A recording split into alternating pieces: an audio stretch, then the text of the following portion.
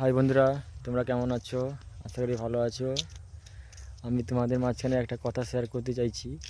অনেক কষ্টে এই যে গাড়িটা দেখতে পাচ্ছ, এই হিরো স্প্লেন্ডার, আমি অনেক কষ্টে গাড়িটা কিনেছি। গাড়িটা আজকে বিক্রি করে দিতে হচ্ছে, কিছু প্রবলেমের জন্য বিক্রি করে দিচ্ছি। মনে অনেক কষ্ট হচ্ছে গাড়িটা যে চলে যাবে, আমার কাছে থাকবে না। কী করবো বন্ধুরা, উপায় নেই। মানুষের যখন পরিস্থিতি খারাপ আসে তখন বাধ্য হয় মানে করার জন্য।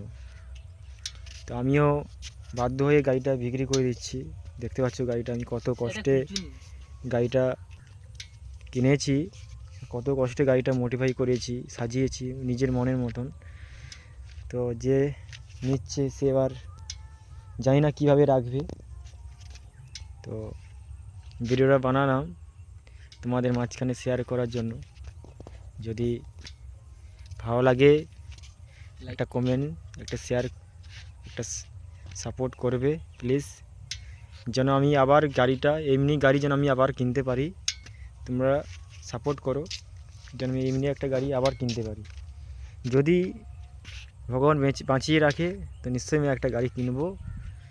আর এই যে বাঁধের দিকে এসেছি একটু ঘুরতে গাড়িটা নিয়ে, গাড়ি তো আর থাকবে না আমার কাছে, তাই আমি একটু গাড়িটা চালিয়ে নিচ্ছি।